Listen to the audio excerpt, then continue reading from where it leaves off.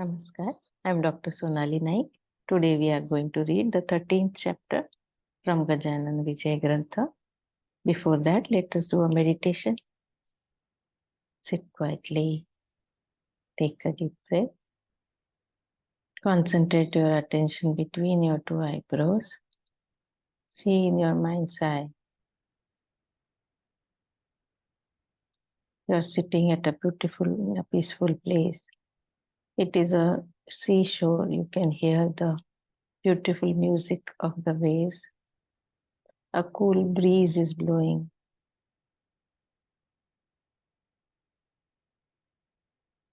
You are filled with happiness and joy. You are meditating upon Lord Rama. Lord Rama is standing in front of you. Looking at him, you are filled with joy. You bow to him. He gives you his blessing that you may remain healthy and happy all throughout your life. The power of his blessing surrounds you all days of your life. Within this protective cover, you are forever guarded, forever loved, forever guided, forever prospered. Because of this, your life is filled with happiness, health, enthusiasm, and sweet. Give thanks. Slowly open your eyes. Jai Gajanan. Shri Ganeshaya Namaha. O Shri Hari, the Saint Supreme, ocean of kindness, beloved of Gop and Gopis. God Brahma came to steal cows and calves in Gokul to have a fitful darshan of you. You turned yourself into those forms to please him. You killed Kalia, serpent of the Yamuna river, to free the gopis of his menace forever. Likewise, crush my ignorance to rid me of my fears. Bankat, Hari and Lakshman, Vittu and Jagdev as one, went around collecting donations for the monastery of Sri Gajanan. While many devotees readily subscribed, some non-believers criticized. Why should the saint need donations when he performs sensations?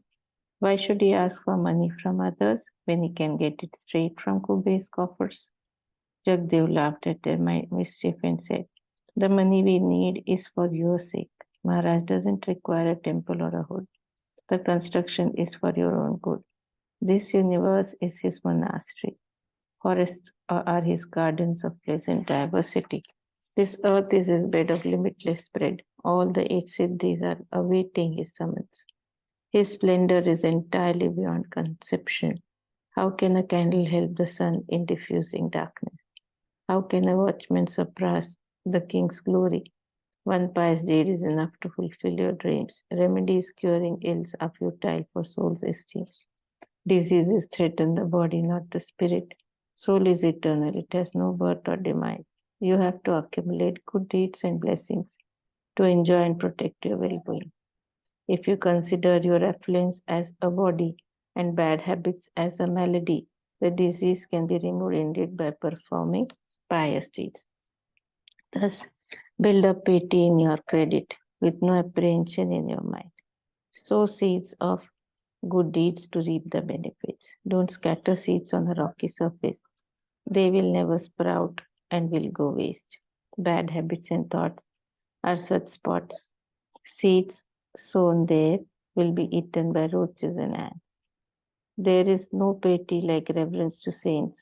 Sri Gajanan today is a jewel amongst them. A donation to such a cause will multiply your credit. A seed sown in soil brings forth more yield. Similar is the effect of good charity. The critics were subdued by this advice. All arguments go haywire when confronted with facts and figures. Contributions poured because of influential people. Ordinary folks cannot contribute such donations. A compound wall was soon built around the lot. People of Shegao gathered to help the cause. Bullock carts carried material for construction. Saint Gajanar watched them from his residence. He thought that the work may gather speed if he shifts to the site of the construction indeed. He jumped on a cart carrying sand. The driver stepped down as he was a Mahan. Why so? Asked the saint. I don't care whether you are untouchable or an Iskar. The Maha said, it is not appropriate for me to sit next to a saint. God Hanuman was a devotee of Sri Ram, but never sat next to him at all. So be it, I don't object, said the saint. Oh bullock, just take the cart on the right trail. The bullock went as instructed and arrived at the designated spot. The cartman was walking ahead. The saint alighted from the cart and sat in the center of the plot where stands his monument today. This spot falls in between two survey numbers 43 and 45 of the lot. Construction with this as a center would mean encroachment on an outer piece of land. The trust was granted only 1 acre. But with such a situation, violation would occur. They did it as if the collector had agreed to allot more after gauging how the work proceeds. Some mischievous elements reported this to the government. Devotees were disturbed and informed the same that an officer Joshi will inquire into the incident. Sri Gajanan Maharaj laughed and said that the fine imposed would be exempted. It came to be true. Joshi inspected the matter and waived the charges in his order. Hari Patil was especially happy. Words of Maharaj don't go in vain. Last time, in a similar case, the saint had said, don't be afraid, and it did not. It did come true that I was saved. Similar incidents has occurred today. His kind words won't go astray. They can never remain empty. Devotees from far and near gathered together at the saint's feet and offered prayers. Some incidents at the new monastery soon became noteworthy. A Gosavi named Ganga came from a village Savadar in Mehkar Taluka. He suffered from leprosy and had scars all over his body. The disease had worn out his fingertips.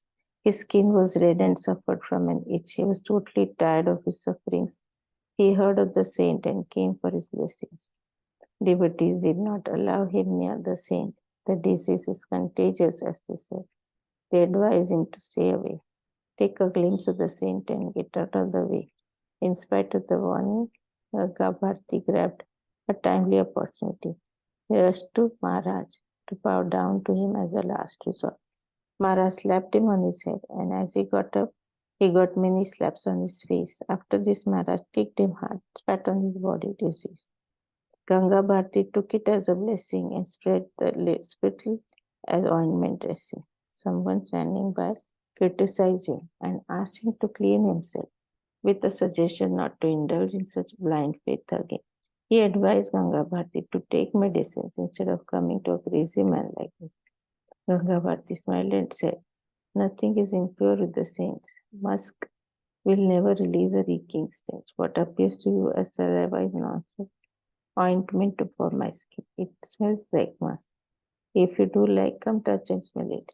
It appeared to you thus as you don't need it. You don't understand the greatness of Maharaj. To prove what I say, let us go to the place where he takes his daily bath. Therefrom, I take mud and anoint myself and watch what happens next. For Ganga Bharti turned out to be into an ointment. It remained as mud in the critic's extent, making him realize the greatness of the saint. No one in the congregation allowed Ganga Bharti to sit near Gajanan. He had a melodious voice. He sang devotional songs of his choice. This continued for a fortnight, and then a miracle came to light. The rash on the screen had vanished, earlobes returned to normal size, cracks on the feet were all gone, stench of the person was a thing of the past. He went on singing devotional songs which pleased the audience all day long. Anusuya, his wife, and son Santosh came to Shiga to take him back home. By the grace of the saint, you are cured, they said. With his permission, let us go back to our village. Ganga Bharti said, don't pray to me. I no longer belong to you. I swear. Maharaj has slapped me and brought me to my senses, saying that I shouldn't degrade the saffron robe I wear. I have a new vision to understand the strife. I desire to stay away from family life. Santosh, you better go home with your mother. Obey her and take good care of her. Be like Pundarika in serving her with love. That will bring you blessings from God Vasudeva. If I come back to the diseases, collect me, catch me again. So refrain from forcing me in vain. Till now, I belong to you. I agree but from now on, I will devote myself to the divinity, to free myself from the cycle of birth and death. This change in me is due to Maharaja's grace. Please don't tempt me anymore. Saying this, he sent him back to Sauda and stayed on in Shegaon since then, singing daily evening prayers, sitting before Maharaj and the followers. This was an enchantment for everyone. He was completely cured of the disease and then went to Malkapur as the saint wished. Once in the month of Paush, Jam Singh came to Shegaon and requested the saint to visit his village Mundaga. He reminded the saint of the promise made to visit his village. Accordingly, he had come to take him home.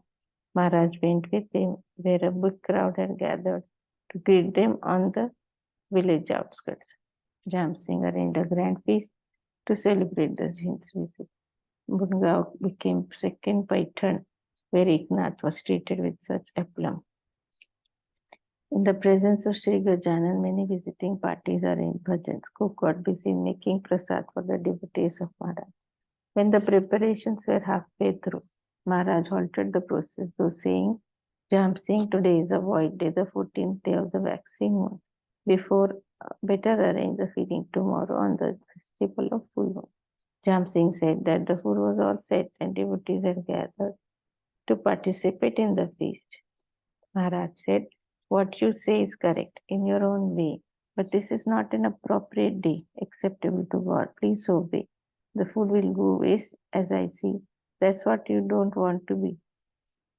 But it doesn't. You wish the events go as per your desire, but doesn't seem to be possible here. Even then, people squatted down for food. Suddenly, the sky changed its mood. Clouds gathered and poured rain. Then a thunderstorm lashed again. Wind and lightning uprooted many trees. Water went running as in streams. It came into the plate served for the day, and all the food was swept away. Jam Singh approved the sentence, and the devotees are all disappointed by this untimely rains. I hope this does not recur tomorrow. This is not our rainy season, as we all know. It appears the storm lashed this season only to spoil the food preparation. Our crops may be destroyed by this precipitation. People will taunt me by asking, is this the reward your piety brings? The saint said it won't happen the next day. He just looked up at the clouds and declared. They all vanished and the sky was clear, sun brightening up the entire atmosphere. Such was the supremacy of saint's stay. Next day, the devotees enjoyed the fair. Tradition of feeding people on this day continues at Mundagaon even today. Jam Singh surrendered all his estate at the feet of the revered saint. Many residents of Mundagaon village became disciples of Gajanan the saint. Pundalik Bhokre was one amongst the people, a sturdy young man of principle. He was the only son of Ukida the farmer. The name Ukida may sound peculiar. Such a name are given to the children to ensure their survival, as Pintaya in Telangana and Kerpunja in Maharashtra. Kundalik visited Shega on the 11th day of the waning moon, like devotees visiting Pandharpur, Arandia, and Deho. Once, an epidemic of plague spread over Berar. People fled their houses and went to live on the fields afar. The symptoms of the disease are as the patient shivers and then develops a very high temperature. His eyes become red in color, followed by a gland in the joint anyway. The person then loses his cognizance and finally succumbs to the infection. This was never a disease of our land. It prevailed over the European continent and traveled to India on a weird journey to soon infect our beloved country. People abandoned their houses and resided on fields to protect themselves. This killer disease invaded Marga, and when Gundalik was to visit Shega, when he left for Shega with his father, he was feeling feverish and shiver.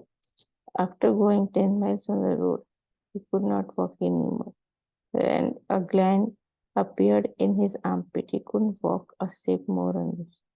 His father was very much concerned and asked his son about his condition.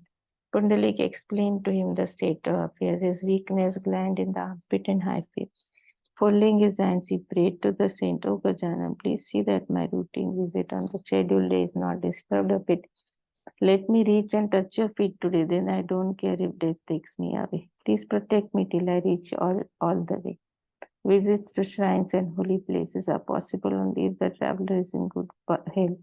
Looking at Pundalik's state, his father felt sorry immensely. He prayed to God to save his only son and offered a bullock cart to reach the Vasu. Pundalik replied, "No, I must go by feet only. Go on feet only. I'll make it walking slowly." He said, "If I die, take my body to Shiga. Don't worry about me at all." He walked a distance in great pain and reached the feet of the saint. And in front of him, he fell prostrate. Looking at Pundalik, the saint praised his own armpits with his hand and said, "Pundalik, your malady is over. Don't now fret." When Maharaj said this, the gland in Pundalik's armpit suddenly vanished. The feeling of weakness also disappeared. When Maharaj ate morsels of food sent by his mother, Pundalik started feeling better. The great example for non-believer and absolute devotion brings desired results. Pundalik returned to Mundaga after this visit. Reading about him will avert all your perils. This is a real biography and not a concoction. Everything narrates what actually happened. There's no reason for anybody to double the blessing of Gajanan. May this treatise about the saint bring the readers all happiness.